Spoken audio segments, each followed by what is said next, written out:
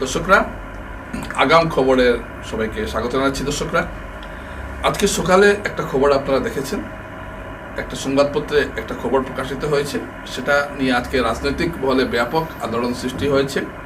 সেটা হলো রাজদীপ রায় একটা সাক্ষাৎকারে পত্রিকাটিকে বলেছেন যে তিনি কোনো টিকিট চাননি এবং তিনি রাজ্য রাজনীতিতে আগ্রহী নন। হেডলাইনটা এরকমই ছিল এবং এই খবর প্রকাশিত হওয়ার সঙ্গে সঙ্গে আমরা দেখলাম সোশ্যাল মিডিয়ায় নানাভাবে ফটোটা ভাইরাল হয়েছে, এই খবরটা ভাইরাল হয়েছে এবং অনেকেই প্রশ্ন করছেন রাজদীপ রায় যদি টিকিট নাই চান, তাহলে যদি রাজ্য রাজনীতিতে আগ্রহী না হন, তাহলে তিনি কেন বিধানসভায় প্রতিদ্বন্দ্বিতা করছেন, এরকম কথা উঠছে। তো বিষয়টি নিয়ে এবং নানাভাবে নানা দিক থেকে দেখা গেল যে এই প্রশ্ন তোলা হচ্ছে, কংগ্রেসের পক্ষ থেকে বলা হচ্ছে যে লোকটা বিধানসভায় যেতেই চাইছে না, তিনি কেন নির্বাচনে দাঁড়ালেন। তো এই বিষয়টা নিয়ে রাজদীপ রায় কী বললেন, এটা একটা গুরুত্বপূর্ণ প্রশ্ন। রাজদীপ রায় দীর্ঘদিনের একজন রাজনীতিবিদ এবং তিনি সাংসদ ছিলেন, সংসদে তিনি অত্যন্ত দক্ষতার ছাপ রেখেছেন। তার মতো একজন ব্যক্তি কিভাবে এই ধরনের কথা বললেন এবং তিনি কেন, তিনি জানেন যে এই বক্তব্য রাখলে তার রাজনৈতিক ক্যারিয়ার ক্ষতিগ্রস্ত হবে, তারপরেও তিনি কেন এটা করলেন, এ নিয়ে আমি তার বক্তব্য জানতে চাইলাম। এবং তিনি যেটা বললেন, তিনি বললেন যে তিনি এ ধরনের কোনো মন্তব্য করেননি। তিনি বলেছেন যে একটা সময় তিনি ভেবেছিলেন, যখন তিনি সাংসদ ছিলেন তখন তিনি ভেবেছিলেন যে তিনি জাতীয় রাজনীতিতেই থাকবেন, দিল্লির রাজনীতিতে, তিনি রাজ্য রাজনীতিতে থাকবেন না। এবং টিকিট চাওয়ার ব্যাপারে তিনি বলেছেন যে টিকিট চাওয়ার যে একটা কথা বলা হচ্ছে, তিনি যেভাবে টিকিট চাওয়া হয় হোর্ডিং টোর্ডিং দিয়ে, তিনি এভাবে নয়, তিনি দলীয় হাইকমান্ডের কাছে গিয়ে টিকিটের কথা বলেছেন, তবে তিনি শেষ মুহূর্তে টিকিট চেয়েছেন। তো এই নিয়ে রাজদীপ রায় কি বললেন আমরা একটু শুনে নিই। লিস্ট হয় কেউ মানে এরিয়া অফ ইন্টারেস্ট একটা আলাদা থাকে। তো আমার এরিয়া অফ ইন্টারেস্টটা এক সময় কেন্দ্রীয় রাজনীতি, একটা সময় ছিল। ইট ইজ নট পুরনো কথা, এবং এই পুরনো কথাটাকে হেডলাইন নিয়ে হঠাৎ করে একটা আলোড়ন, একটা চমক সৃষ্টি করে নিউজের পেপারে একটা টিআরপি একটা বাড়ানোর যে প্রক্রিয়া অনেক সাংবাদিকরা এরকম ভাবে করে থাকেন। আমি এটা বিন্দু মাত্র বলিনি যে আমি এখন আজকের দিনে এটাতে ইন্টারেস্টেড না, আর আমার ইচ্ছার বিরুদ্ধে আমি এইখানে বিধানসভা নির্বাচন খেলছি, এরকম কখনো নয়।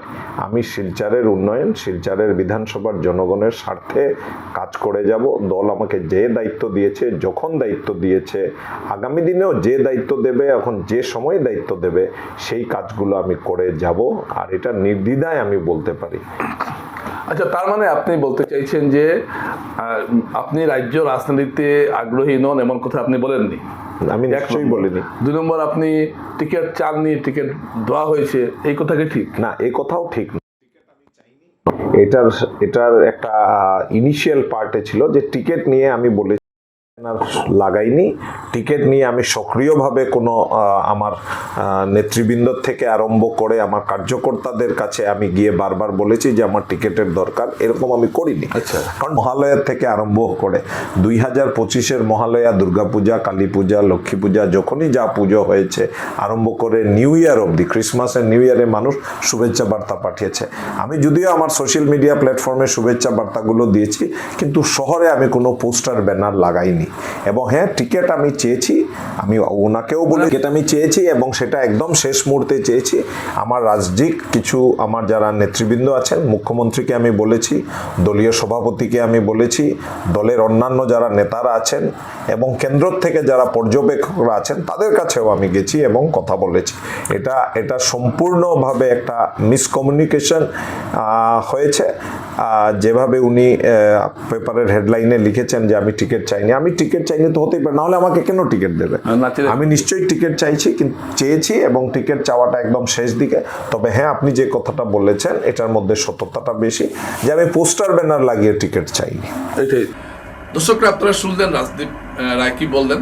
তো রাজনীতিতে এ ধরনের ঘটনা ঘটে, এবং এই খবরটাকে তিনি বলেছেন যে খবরটা, তিনি যেটা বলতে চেয়েছেন যে আগে তিনি রাজনীতিতে, প্রদেশ রাজনীতিতে উৎসাহী ছিলেন না, এবং এখন এটা এখনের কথা নয়, আগের কথা।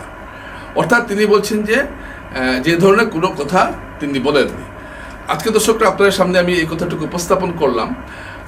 এই ধরনের যত দিন যাবে, নির্বাচন যত আসবে, এ ধরনের ঘটনা ঘটতেই থাকবে এবং এ ধরনের ঘটনার খবর আমি আপনাদের কাছে অবশ্যই হাজির করব। তো আজকের যে বিষয়টা আমি তুলে ধরলাম, এটা এই সংবাদপত্রের এই কাটিংয়ের বিষয়ে, এবং তিনি যে প্রার্থী যেটা বললেন যে তিনি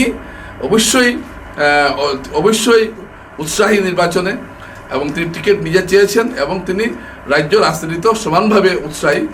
আগে একটা সময় তার মনে হয়েছিল এই কথা তিনি বলছেন। তো দর্শকরা, আমি এই কথাটা আপনার সামনে উপস্থাপন করলাম। অনেক অনেক ধন্যবাদ।